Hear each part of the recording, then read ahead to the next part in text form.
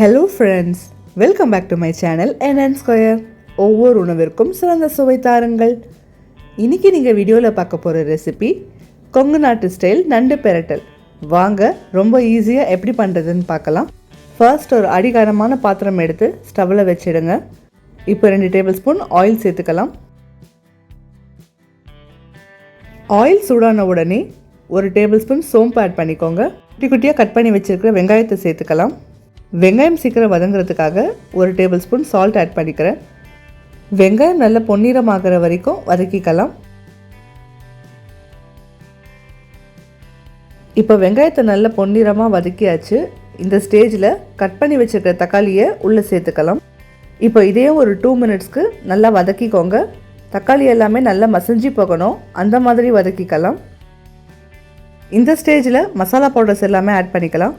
1 table spoon மிளகாய்த்தூள், 1 table spoon குழம்பு மிளகாய்த்தூள், 1/4 டேபிள் ஸ்பூன் மஞ்சத்தூள், 1/2 டேபிள் ஸ்பூன் மிளகுத்தூள், 1/4 டேபிள் ஸ்பூன் சீரகத்தூள். இது எல்லாமே சேர்த்து நல்லா ஒரு வாட்டி மிக்ஸ் பண்ணிக்கோங்க. இந்த மசாலாவில் தண்ணி எதுவுமே சேர்க்காம எண்ணெய் பிரிஞ்சு மேலே வரணும்.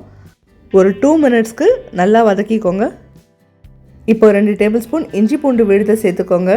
இதையும் நல்லா ஒரு வாட்டி மிக்ஸ் பண்ணி விட்டுருங்க. இஞ்சி பூண்டு விழுதோடைய பச்சை வாடை போகிற மாதிரி நல்லா வதக்கிக்கோங்க.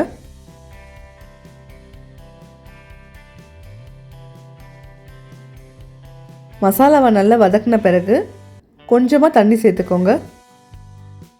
இப்போ இதையும் ஒரு வாட்டி நல்லா மிக்ஸ் பண்ணி விட்டுருங்க.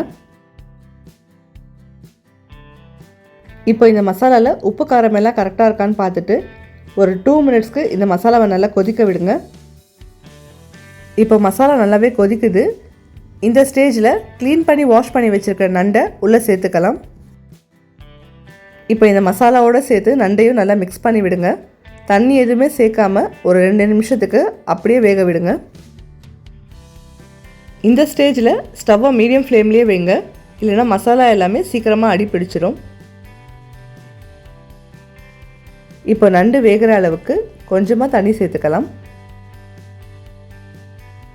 ஒரு வாட்டி இதையும் நல்லா மிக்ஸ் பண்ணி விட்டுருங்க.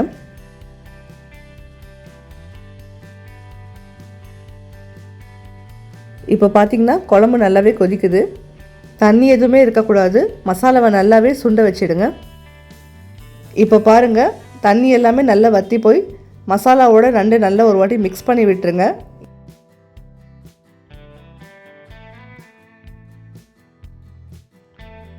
அவ்வளோதான், மசாலாவோடு சேர்த்து நண்டையும் நல்லா பெரட்டிட்டோம். இப்போ கட் பண்ணி வச்சுருக்கிற கொத்தமல்லி இலையை மேலே தூவி விட்டு ஸ்டவ்வை ஆஃப் பண்ணிவிடுங்க. நம்மளுடைய கொங்கு நாட்டு ஸ்டைல் நண்டு பெரட்டல் ரொம்பவே ஈஸியாக ரெடி ஆகிடுச்சு. நீங்களும் இதை மறக்காமல் உங்கள் வீட்டில் ட்ரை பண்ணி பாருங்கள் ஃப்ரெண்ட்ஸ். எப்படி வந்தது சொல்லி எனக்கு கமெண்ட் செக்ஷனில் கமெண்ட் பண்ணுங்கள். இந்த ரெசிப்பியை பிகினர்ஸ் கூட ட்ரை பண்ணலாம். ரொம்பவே ஒரு ஈஸியான ரெசிபி. இந்த நண்டு பெரட்டலை சுட சுட சாம்பார் சாதம், ரச சாதம் இல்லை ஒயிட் ரைஸில் கூட மிக்ஸ் பண்ணி சாப்பிட்லாம். டேஸ்ட்டு ரொம்பவே சூப்பராக இருக்கும் ஃப்ரெண்ட்ஸ்.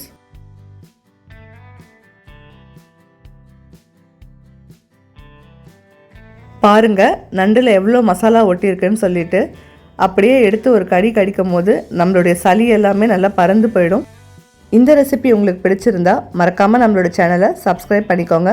இந்த வீடியோக்கு ஒரு லைக்கும் பண்ணிடுங்க ஃப்ரெண்ட்ஸ். மீண்டும் ஒரு இன்ட்ரெஸ்டிங்கான ரெசிபியில் உங்களை சந்திக்கும் வரை உங்களிடமிருந்து விடைபெறுவது NN ஸ்கொயர். நான் உங்கள் Nasira Naeem. Keep supporting us. Tada, bye bye.